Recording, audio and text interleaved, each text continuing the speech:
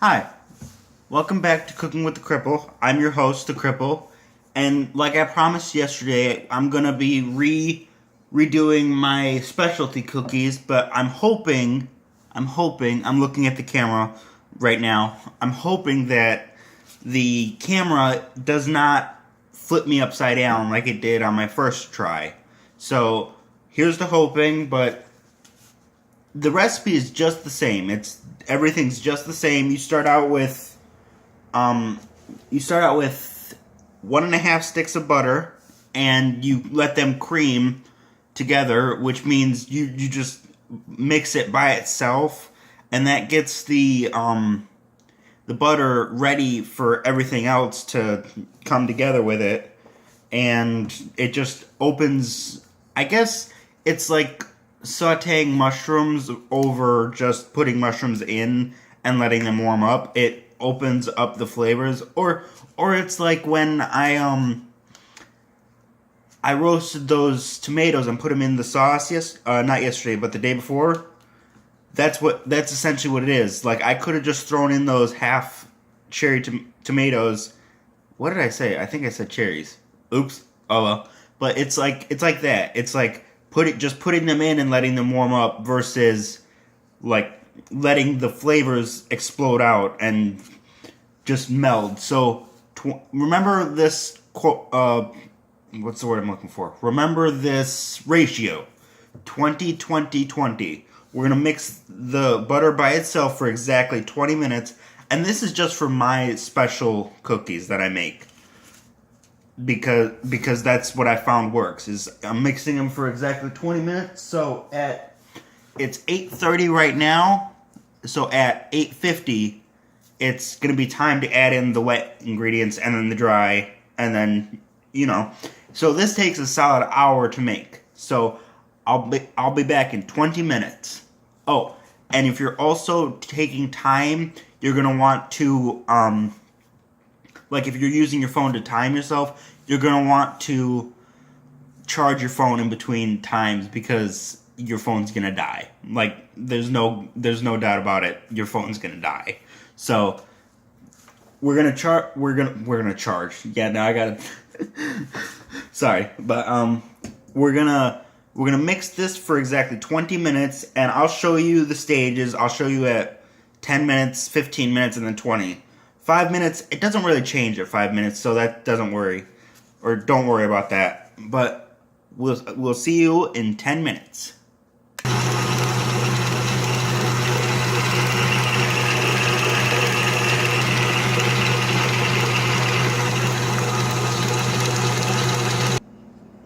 Alright, so it's been 10 minutes and we're ready for our first knockdown, aka scraping, but I like that word better. But as you can tell, the butter has become much more white than it was originally, and to be honest, it has become a lot easier to scrape. Look at how fluffy that is. I don't know if you can see it because the mixer's in the way, but look at how fluffy that is. And it's so much easier to scrape and to move because the heat from the mixer is, well, heating. But you want to make sure to get every single one, and then that's another trick my mother taught me and then you gather it up like that and then flick it, and it makes it so much easier. I really don't know what that technique's called, but I'll ask her the next time I see her. But I'm sure it's not called anything, it's just something we've all learned. But anyways, this looks really good. Just 10 more minutes and then it'll be at what I like it at. But you can stop right now and just go on with your wet team if you want to. Like, if this looks perfect to you, then go ahead. And when you're cooking a recipe and you're making it your own, it's really all about personal taste. It's not about times or like exactness. It's just about what you like, what you found you've liked. Oh, also make sure to wash your hands, because yeah, You always want to make sure that everything in the kitchen is clean. Oh, bollocks, I wiped it on the table. I say that as I wipe it on the table. Nice. But anyways, we're going to let this go for 10 more minutes, and then we're going to add in the dry team and the eggs and whatnot. So I will see you guys in 10 more minutes. Boom. Alright, it is 15 minutes past, and ooh, that is looking nice and fluffy. Good. And I know it's just butter, it's just, I like taking pride in everything I do. It makes the process go much quicker, and also it feels so much better when it turns out great. But this is looking nice. We're gonna mix this for a minute more, because I think it's almost done. So, there we go. Make sure to get all of it, and then do that right there. Boom. Get back down there. But yeah, this is coming along nicely, and unlike the first time, I am flicking butter all over the place. But unlike the first time I did this, I've already separated out the wet and the dry.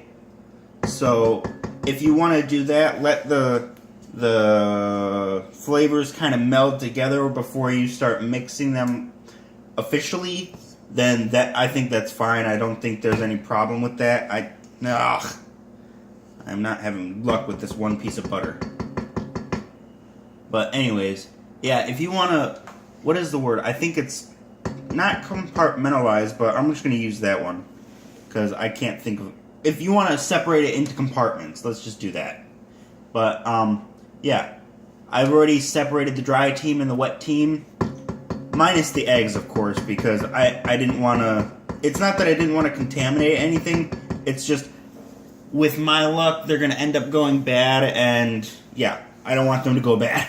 So, we're going to mix this for one more minute, just one, and then we're going to add in the wet team, 20 minutes, leave it alone, 20 minutes, and then on this kind of mixer, on my kind of mixer, it's 20 minutes. So, but on yours, like I said, cooking is not an exact science, but it could be 5 minutes on yours, depending on how fast yours is, how strong the motor is, da-da-da-da-da. So, we'll see you in 1 minute. Alright, so now it's time to add in the wet team, and as I already told you, I've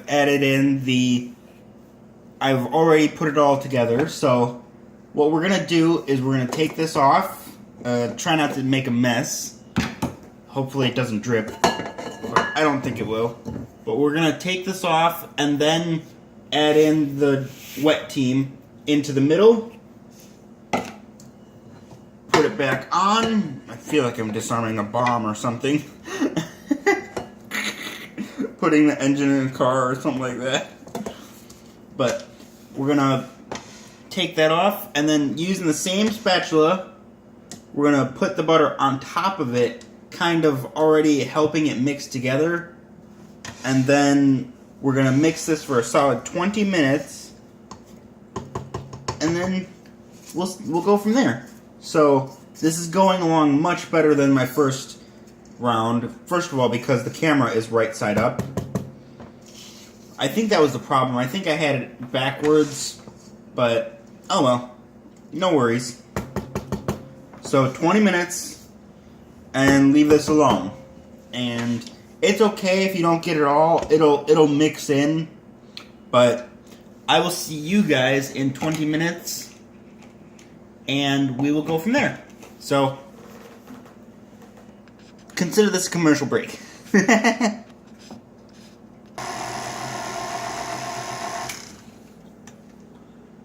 Oh, that is looking really good. But we've still got 10 more minutes to go on this, and then the eggs. Actually, let's cut it down to... Actually, I think that this is good. This is good, because I forgot that the eggs actually make it more I don't want to say soupy, but it looks like soup. But that's a good thing. That means you're doing it right. If it looks kind of gloppy, not gloppy, but runny. That's the word I was looking for. But if it looks runny, then you're doing it right, because when I made the best ones that I've ever made by myself, it was kind of runny. And I thought that I messed up and I would have to restart, but it ended up being perfect. So if it looks like you messed up, you have a 50% chance that you didn't in terms of cooking. So don't give up hope and throw everything away. But now it's timing to add 2 eggs, and then we're going to mix this for 10 minutes on both eggs. Or not 10 minutes total, 10 minutes total. Not 10 minutes and then 10 minutes, because that's 30. And that would completely throw off our ratio. And the only reason why I didn't have the eggs out is because I'm always afraid that eggs are going to go bad. So that is the only reason why that they're not out at this time. But here we go. And also, when you're cracking an egg, you want to do it on a flat surface. Flat is best because it does not push the shell into the yolk and into the egg. So you always want to do it on a flat surface. I basically just drop my eggs and then kind of just pull the remnants apart. That one was a good crack, but not good enough. And then you want to pull. You don't want to push and pull. You want to just pull when you're cracking an egg, so that way it doesn't push egg inside of, or it doesn't push shell inside of your egg. So watch how I'm pulling apart. I don't know if you can see this. Oh, you can't. There we go. Pull. But yeah. There we go. There we go. Oh shoot, I added both eggs in. Oh well, we'll just mix it up for 10 minutes. That's no big deal. Usually I would do them separately, but I wasn't thinking. I was showing you guys how to crack them. So that's no big deal. So we'll see you guys in 10 minutes.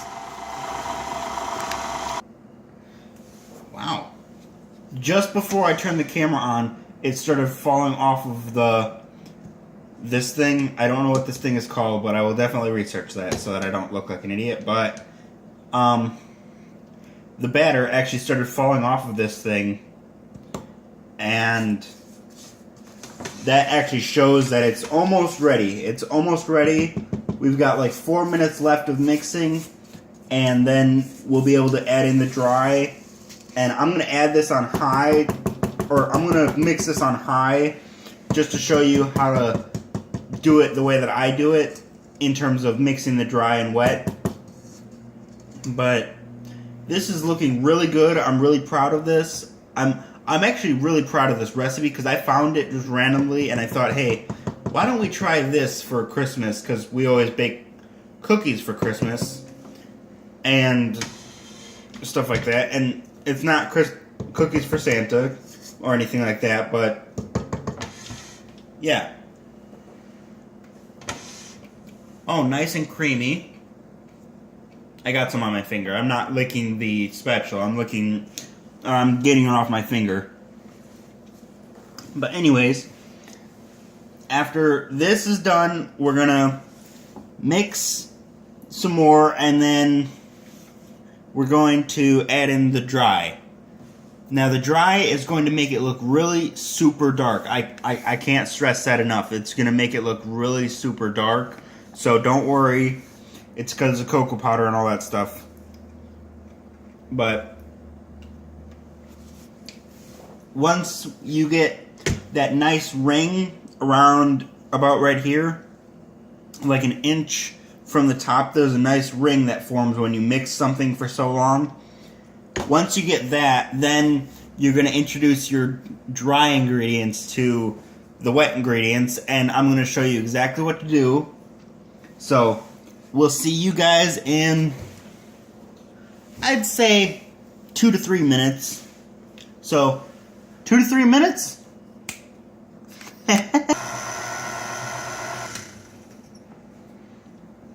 Oh, look at the difference. It is night and day. This is why I mix them for 20 minutes, because, but that's why I mix them for 20 minutes, because it just makes getting the batter off of the mixer so much easier.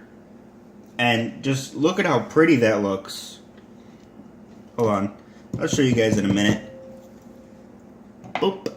And look at that. I don't want to drop the phone into the batter, but you can't really see inside of the bowl that much from the angle that I have it on. But, okay, that's what I'm going to do. Take this off. Back this up. Take this off. And you see that ring, like right here? That ring? We're going to use that to our advantage. I've got the... Oh, I don't think I mentioned this in my first try of this recipe, but you want to spill your stuff. That's what you want to do. But I've got my dry ingredients here, and I've mixed them with a fork, basically the same way you would mix scrambled eggs or the French toast batter, but you want to do it at much slower speed. So I'm going to give you a demonstration, but let's say this is unmixed.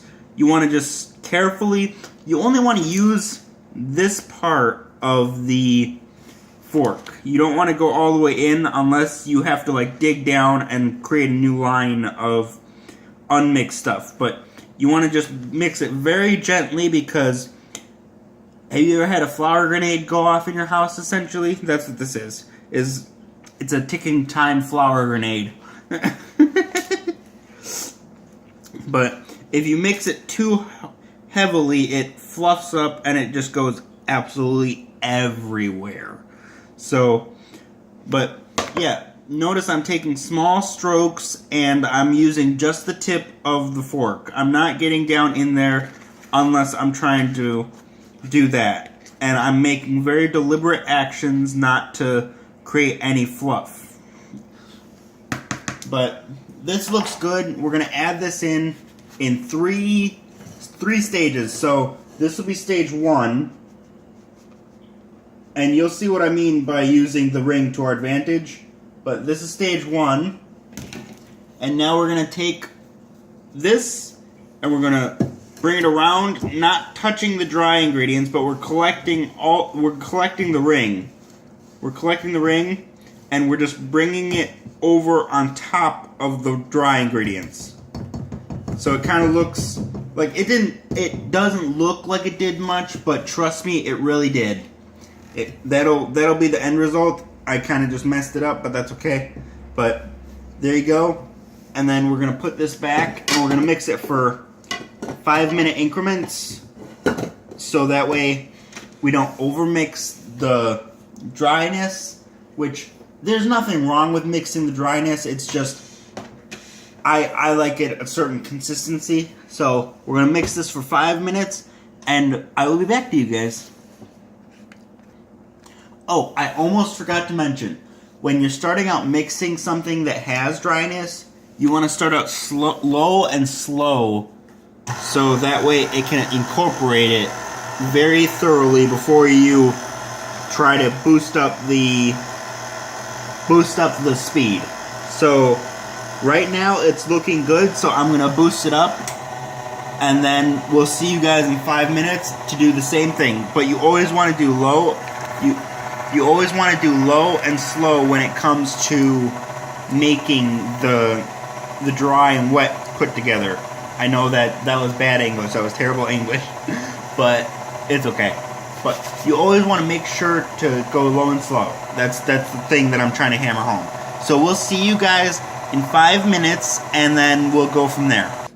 Oh, also, right now, while this is mixing, I don't have it on because then you wouldn't be able to hear me, but right now, while this is mixing, that'd be a perfect time to preheat your oven to 375, I believe.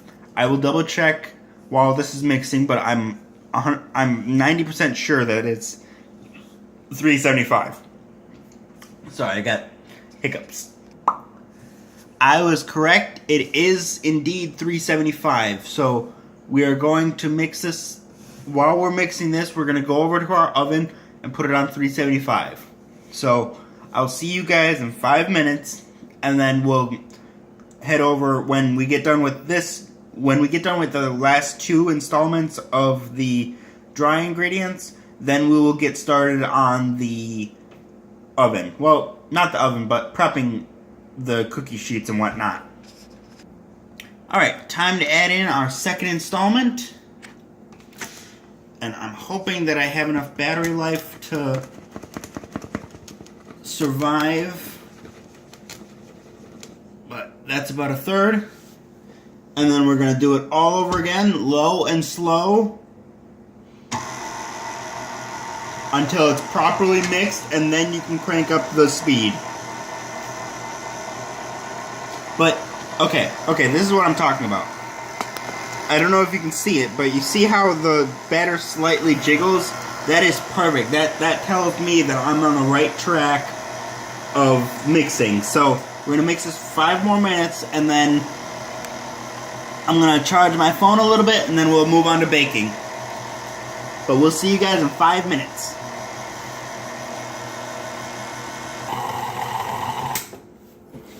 Let's check out our consistency. Wow, that is much heavier.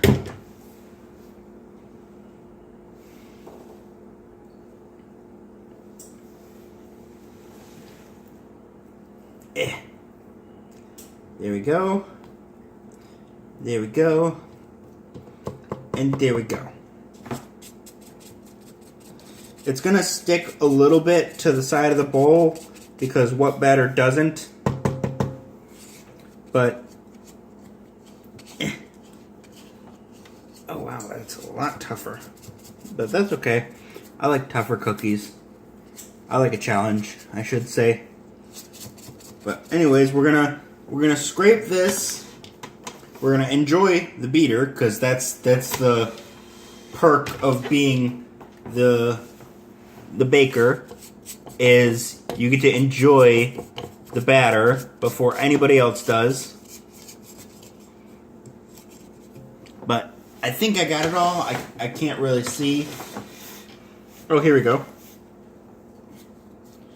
We're gonna scrape the rest of this, and then we're gonna add in the chocolate chips. So take that off. Actually, no. Because I just contradicted myself. Where did my chocolate chips go?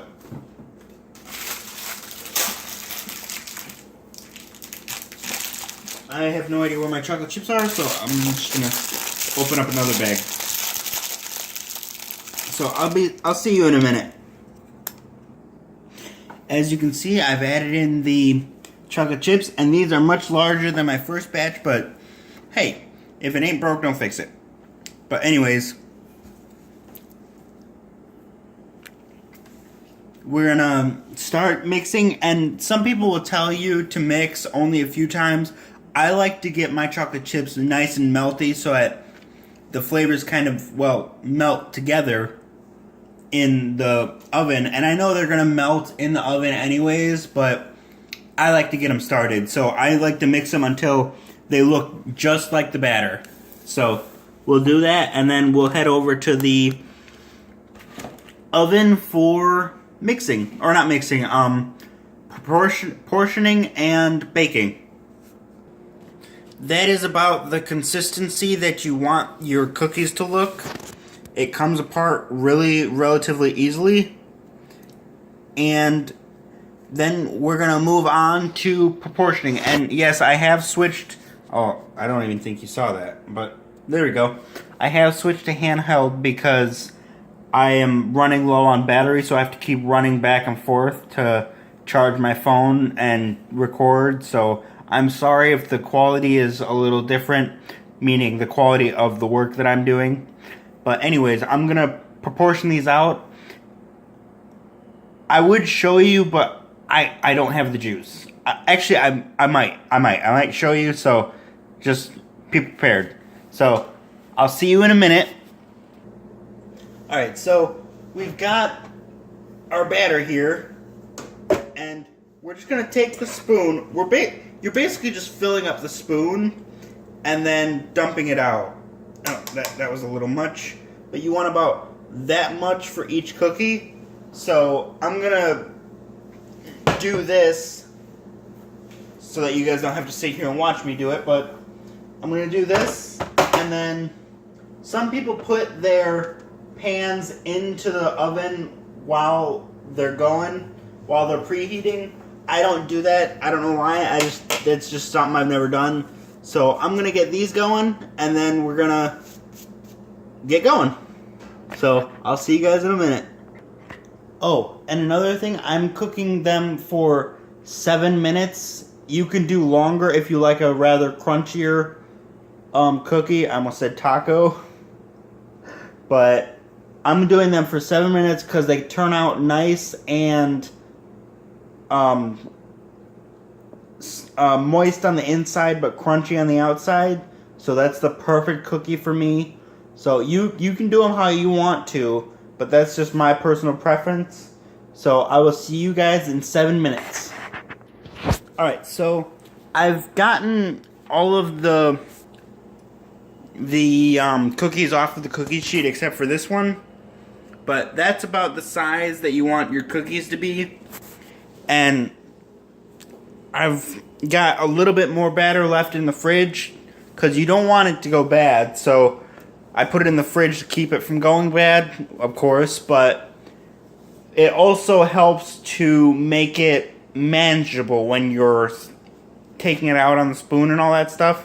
So I'm sorry I'm not using the stand right now, but my battery is being finicky right now. So we're going to let this last one set. And yes, I know it's kind of weird that I cooked the last one with one, but whatever. We're going to let this set, and then we'll do the taste test. So we'll see you there. Okay, so as you can see, I've got the cookie right here, and it turned out perfect. It's a little crumblier than I meant it to be, but that's because I didn't let it set properly. Because it was the last one that I had to do in that batch, and I know it was really weird. I came up with one cookie left in the amount that I had already portioned out, so it was really weird. But here we go.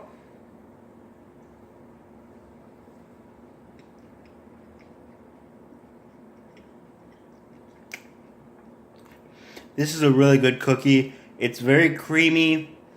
It's very crunchy at the same time. It doesn't have as much crunch as it should, but that's because I like a very moist cookie versus a crunchy cookie. A crunchy cookie needs milk, and if you cook a moist cookie bake a moist cookie properly, it doesn't need milk. So this one, I wouldn't cook it. I wouldn't serve it with milk because I don't feel it needs milk. It's moist enough that it can stand on its own, kind of thing.